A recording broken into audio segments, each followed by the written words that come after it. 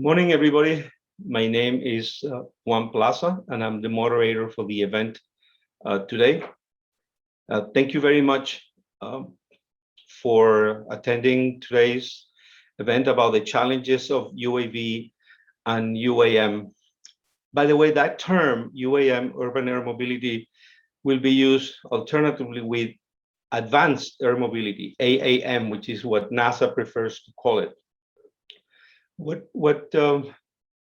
have people from all over the world attending also. Good morning, good afternoon, and good evening to everybody. I have a small presentation that will make the setup for today's discussion. The event, it will be divided in three parts. We'll talk about that in a few minutes. For some housekeeping items, the program agenda and the speaker info is in that link. Please post questions in the Q&A box. I will be monitoring the Q&A box while the speakers are presenting. And at the end of the event, we'll be joining John and Alex in a Iris Automation Networking Lounge. So please join us for that. The challenges to UAV AAM deployment has been divided into three tracks.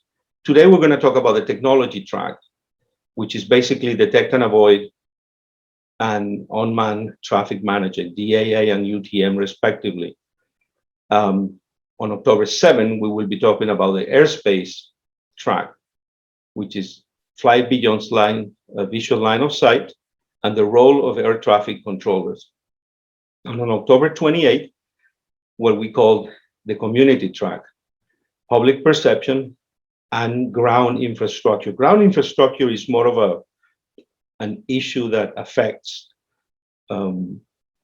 advanced air mobility, not necessarily drones, but we'll address it nevertheless. The agenda for today, I will be making a short presentation until 9:15.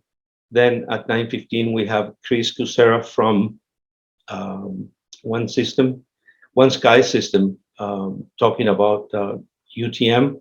At 10, we'll have John Damish from Iris Automation on detect and avoid, and then we'll have a 15-minute panel in which I will pose questions to John and Chris, and we will address the questions that you guys have submitted. A little bit about me. I'm a geodetic engineer, which means that I'm a land surveyor that understands that the earth is round and not flat. I did a few years of aerial photography, a navigator, camera operator in Venezuela. I obtained my master in digital photogrammetry in '88. Then I went to sell GIS products for Autodesk for a few years. Decided that I needed my MBA to understand corporate America, which I completed in 2004. And I was sales manager for Trimble Navigation, selling geospatial tools, including a drone, the UX5, which awoke my love for this industry.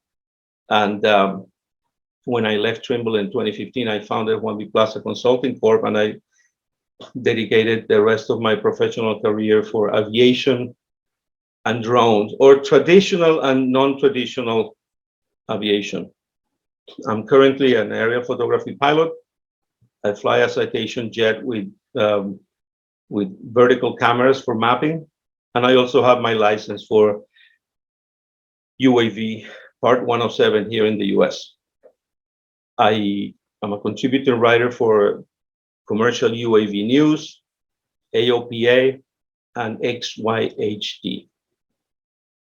But let's talk about the event today. And I would like to frame the conversation based on these facts, that they're not connected to each other, but make us understand a little bit what the issue is about. Commercial aviation in the USA has transported over 10 billion passengers in the past 12 years without a fatality. There was one incident in which an engine exploded in flight, and it killed one passenger sitting at the window. But that has nothing to do with air traffic control. So the airplane was able to land safely. At the same time, all online retailers worldwide are pushing to offer same-day deliveries by drone.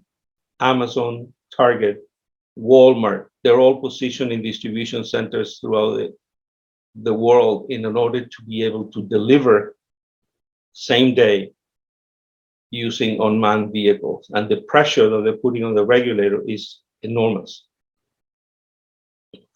Simultaneously, with that fact, air traffic controllers are working at capacity. And a system based in radar and voice commands developed in the 50s cannot handle unmanned aircraft. By definition, if you cannot give commands verbally to a pilot, because there's no pilot, the system doesn't work. If we remove the pilot and the air traffic controller, technology must perform these functions.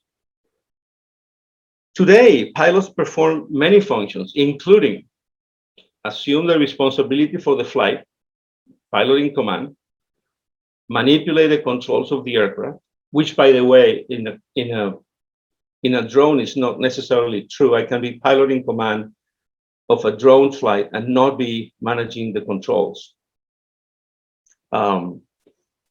Navigate if flying visual, follow ATC instructions if flying instruments, manage the emergencies, takeoff and landings, and monitor the airspace.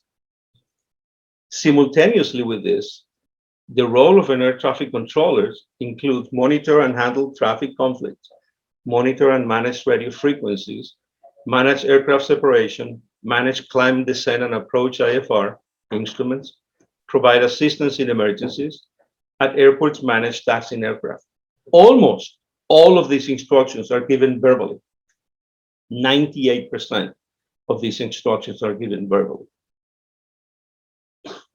So, given these facts, if we want technology, if we want drones and air taxis in the air, sharing the airspace with manned aircraft, we need technology that replaces these functions. Drones will have to monitor their environment and take evasive action if needed. Air taxis initially will be piloted, but eventually will be pilotless, like elevators. The regulators, FAA in the US, in the USA, EASA in Europe, and the others around the world will have to be convinced it is safe and autonomous. And this non-traditional aircraft will not be a burden to the current infrastructure. We cannot add UAVs and air taxis if we're going to have air traffic controllers handling this. By the way, last week, John Damos and I were in an event in Las Vegas, and the FAA administrator came to give us a speech, and he said things that addressed specifically, this dilemma. And I'm putting these quotes from him. The FAA is committed to this integration. They cannot give us a specific date, but they are committed. In one of his speeches, he talked about Thanksgiving of this year, which means the end of November, for flights beyond visual line of sight, a proposed regulation. So the FAA has the best intention, the best willingness to move forward with this, but they need to make sure it's safe. And I think what we're going to see today from our two presenters is basically the technology they have developed to make sure that this is safe. And with that, I would like to introduce Chris Kucera, co-founder and head of strategic partnership of One Sky Systems. They specialize in UTM, and he's the best person to help us with this topic.